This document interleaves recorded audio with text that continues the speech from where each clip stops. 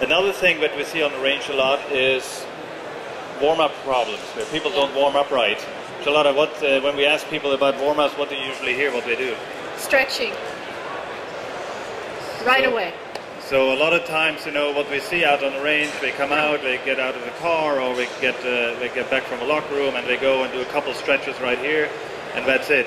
I can tell you what you should do is really good dynamic warm-ups, because it's much, much more important. It'll really help you getting your body going. You want to have some blood flow going through, and do some dynamic warm-up, which would be like jump roping, jumping jacks, some lunges, some squats, and some rotational exercises, just like we did now. Exactly.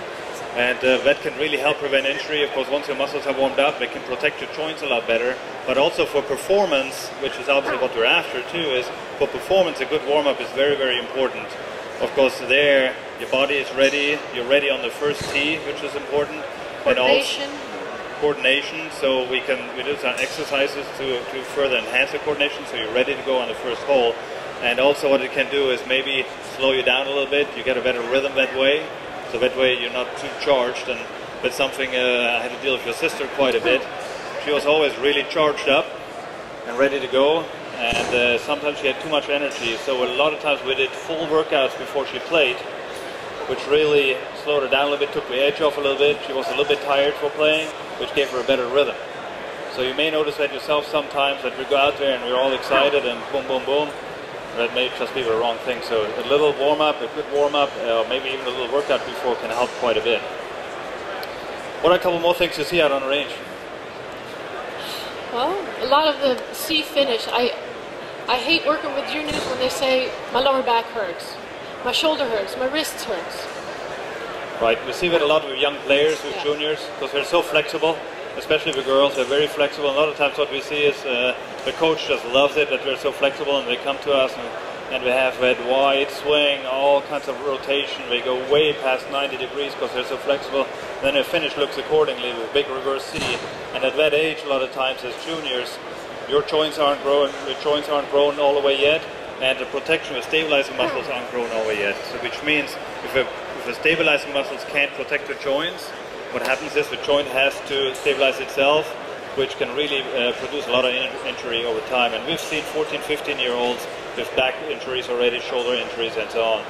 So for that, obviously, a good swing foundations are very important.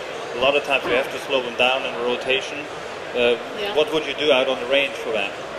Well, there's a couple of drills you can do.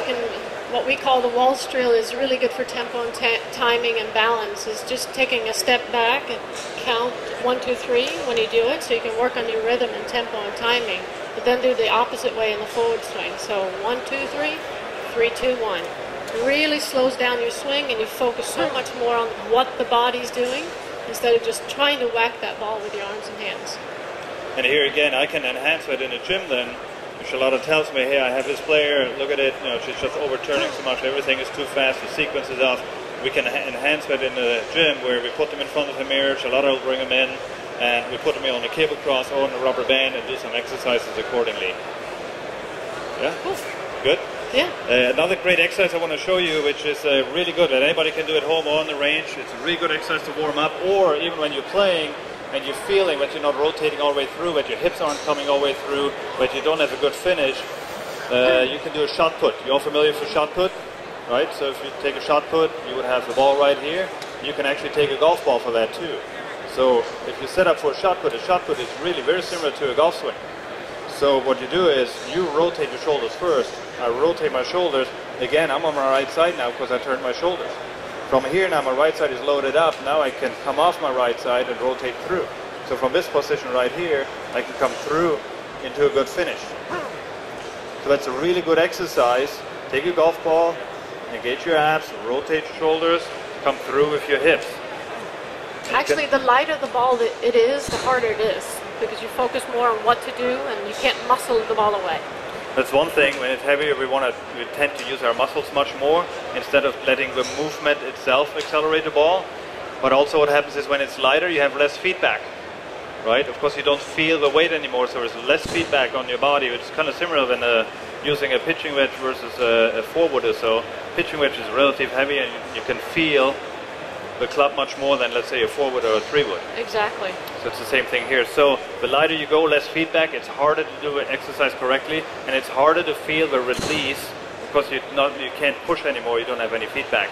So what you can do also with the ball, on the range, you can set up a target, line up to a target, use a golf ball. Again, engage your core right here, rotate shoulders through, and ideally the ball will go right to your target. If the ball goes right, you didn't finish. The ball goes left, you hooked it, which means probably you used your arm too much and you just overturned.